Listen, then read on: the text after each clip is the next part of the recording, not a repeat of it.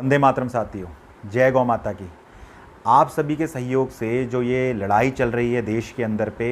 Vaccine में बछड़े के रक्त होने की, धर्म को भ्रष्ट करने की, स्वास्थ्य को नष्ट करने की, इस चरण में जो सब आप सभी का सहयोग मिला, आप सभी का प्रेम मिला, इसने ये रंग दिखाया है कि आज पूरे देश में अलग अलग लोगों के द्वारा इस पर प्रतिक्रियाएं दी जा रही हैं, ज्ञापन सौंपे जा रहे हैं इसमें, और इसी के चरण पे एक विरोध खड़ा हो रहा है देश में। अब क्योंकि प्रामाणिकता मिल चुकी है, बहुत से ऐसे साधु संत थे, बहुत से ऐसे अलग अलग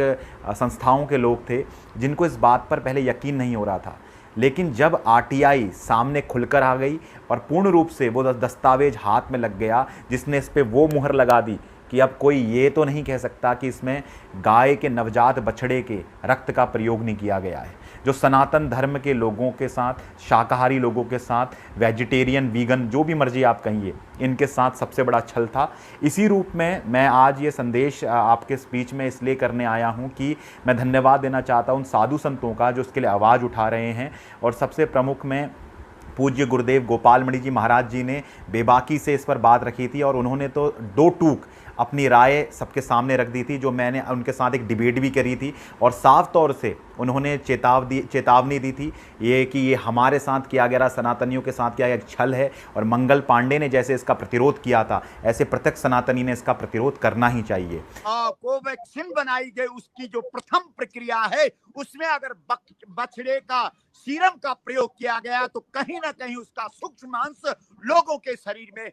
चला गया है। आज क्या हो गया इस देश के सनातन धर्मावलंबियों को? क्या ये नास्तिकों का देश हो गया है? अगर सनातन संस्कृति की रक्षा इस देश के अंदर नहीं होगी तो कहां होगी? अमेरिका में होगी कि चीन में होगी? इसलिए इस देश के संपूर्ण सनातनियों का ये कर्तव्य बनता है कि घोर विरोध इस देश के अंदर होना चाहिए, और अगर तुम्हारे अंदर थोड़ी भी कहीं आस्था और निष्ठा बची हुई है तो हम सबको एक होकर के इसका घोर विरोध करना चाहिए, और सरकार को बाध्य होकर के इस बात का स्पष्टीकरण करना चाहिए कि कहीं ना कहीं ये धर्म के साथ कुठाराघात हो गया है। और आज बहुत ही प्रसन्नता की ये भी बात है कि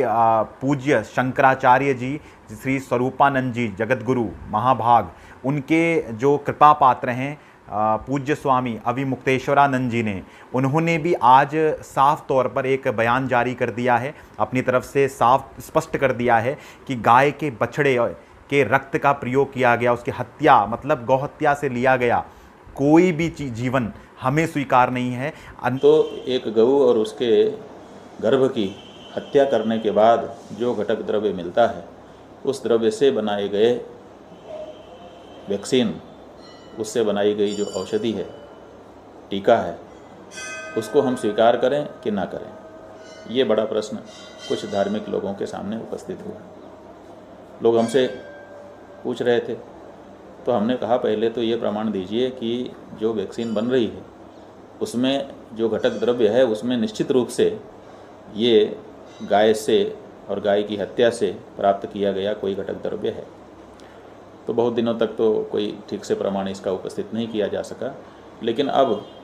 आरटीआई से जब सरकार से कुछ लोगों ने पूछा तो आरटीआई के जवाब में सरकार की तरफ से बात निकल करके आ गई है कि हाँ, इसमें सीरम नाम के उस द्रव्य का प्रयोग किया जा रहा है जो कि गाय के गर्भ को मारने के बाद ही उपलब्ध होती है। यह भी बताया गया कि जो बूचड़खाने हैं जहाँ पर गायों को काटा जा रहा है, वहाँ पर ये बाई प्रोडक्ट के रूप में निकलता ही है और इसका संग्रह किया जाता है ताकि औषधि आदि के लिए इसका प्रयोग किया जा सके। तो ये बात तो निश्चित हो गई कि गाय की हत्या से पाया जाने वाला अंश इस कोविड के टीके में विद्यमान है। तो अब प्रश्न ये उत्पन्न हो गया कि क्या इसको हम स्वीकार करें कि ना करें? क्या हम अपनी पूजनीय माता गौ की हत्या से प्राप्त होने वाले घटक द्रव्य को अपने शरीर में डालना चाहेंगे? एक बड़ा प्रश्न है, कोई छोटा प्रश्न नहीं। इसीलिए हम भी तत्काल नहीं बोल रहे थे, क्योंकि पर्याप्त अध्ययन के बाद ही ये बात कहनी चाहिए, क्योंकि इसका बड़ा प्रभाव जनता में जाता है। तो अब ये प्रमाणित हो गया, सरकार की जो वेबसाइट्स हैं उन पर जो विवरण पड़े हुए हैं उन विवरणों का अध्ययन करने के बाद भी यही प्रमाणित होता है कि इसमें वो वस्तु है। जो आरटीआई से सूचना कुछ लोगों ने मांगी और वो हम लोगों को भेजी है, उससे भी ये बात है। तो ये तो निश्चित हो गया कि गौ की हत्या से प्राप्त होने वाला घटक द्रव्य किसी अंश में इस दवा में विद्यमान है। ये प्रकाश देवी भागवत के इस उपाख्यान से हम लोगों को मिलता है। प्राण की रक्षा का प्रश्न हो तब भी हम गाय की हत्या